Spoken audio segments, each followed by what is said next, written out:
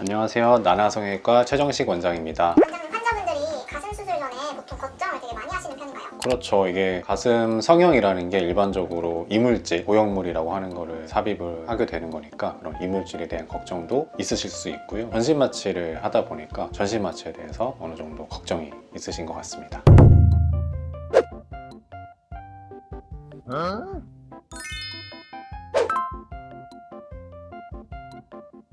우선 가슴 성형의 부작용이 되게 여러 가지가 있을 수 있거든요. 기본적으로 보형물에 대한 부작용을 많이들 걱정을 하시니까 그 내용을 좀 설명을 드릴게요. 우리가 보형물이 들어가고 그것으로 인해서 부작용이 생겼을 때 가장 흔한 게 무엇이냐고 물어보시면 일단은 구형구축이라는 게 있습니다. 구형구축이 뭐냐면 우리가 보형물이 딱 들어왔습니다. 그러면 우리 몸에서는 처음 보는 물질이잖아요. 그래서 보형물 주변으로 피막이라는 게 생기는 거예요. 우리 몸 입장에서는 그 보형물이랑 완전히 분리가 되게 되는 거거든요. 피막이 기본적으로 좀 얇아야 됩니다. 얇아야 촉감도 좋고 모양도 좋게 나오는데 이 피막이 어떤 이유에서든지 간에 두꺼워진다? 이거를 우리가 구형구축이라고 부르게 됩니다. 그러면 이게 과연 얼만큼 자주 생기는가? 이게 관건일 텐데 기본적으로는 0.2에서 0.3% 정도라고 생각하시면 될 것 같고요. 1000명 수술했을 때 5명 미만의 부작용이 생기는 것이니까 저는 개인적으로는 이 정도 확률을 안고 수술을 해도 실보다는 득이 많은 수술이다 이렇게 말씀을 드리고 싶고요. 구형구축을 줄이는 방법이 수술장에서 할 수 있는 것들이 있어요. 피를 좀 덜 내는 거, 이게 굉장히 중요하겠고요. 그 다음에 세균이 들어가면 안 돼요. 저희 병원 수술 방식 자체가 굉장히 고해상도 내시경을 이용해서 작은 혈관까지도 다 컨트롤을 하고요. 보형물 넣기 전에 항생제를 이용해서 세척을 굉장히 많이 합니다. 당연히 수술실 자체도 굉장히 무균적인 환경을 유지하고 있기 때문에 수술 후에 구축이 일어날 확률은 다른 병원에 비해서 현저히 낮다 이렇게 생각하고 있습니다.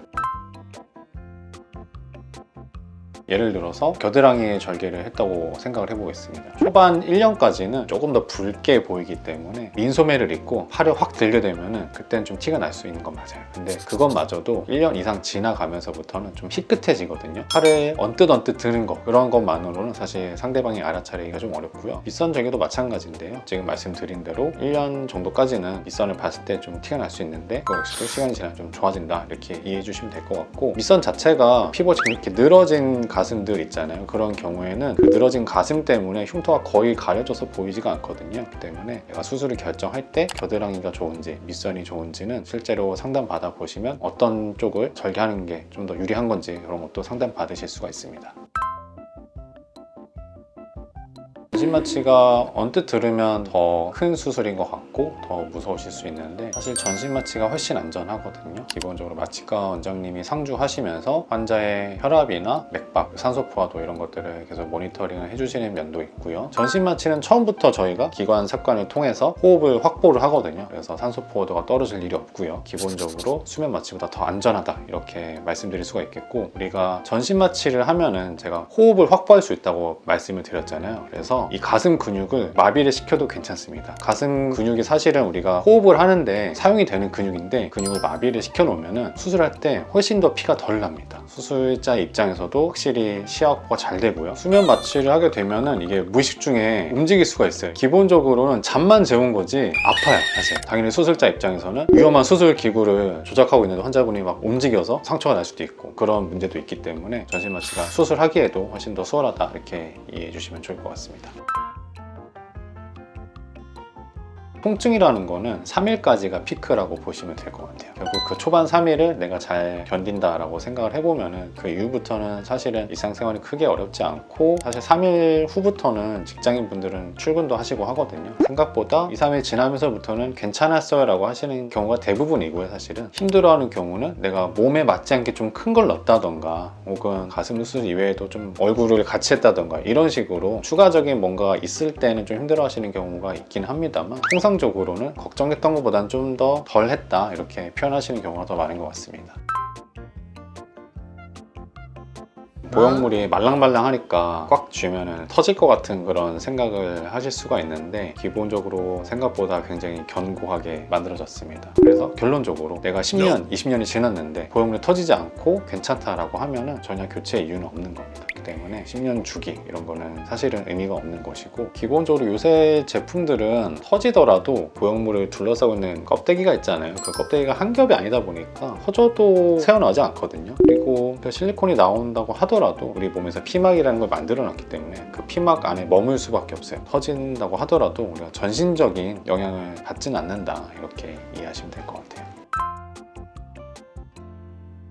자연스러운 가슴은 어느 정도의 조직이 필요한 건 맞아요. 우선은 저희 병원에 오시게 되면은 초음파를 봐서 피부 두께는 얼마나 되고 지방은 얼마나 되고 이런 거를 체크를 하기 때문에 기본적으로 실제로 좀 얇다라고 생각이 들면은 수술적인 기법으로서 자연스럽게 할 수가 있거든요. 예를 들면은 수술을 할 때 이중평면 방법으로 근육으로 좀 가려놓는 방법이 있을 수 있겠고요. 이쪽에다가 지방 이식을 한다거나 혹은 저희 병원에서 최근에 도입한 방법으로는 피부를 좀 두껍게 하는 주사도 있습니다. 그런 것들을 같이 병행을 하면은 몸을 덮고 있는 그 조직의 두께가 좀 두꺼워지는 셈이 되니까 좀 티가 덜 나게 되거든요. 지금 걱정하시는 것처럼 누가 봐도 이렇게 땡그란 밖으로 이거는 거의 나오질 않으니까요. 그런 부분들은 오셔서 상담 받으시면 충분히 극복해낼 수 있다, 이렇게 보시면 될 것 같습니다.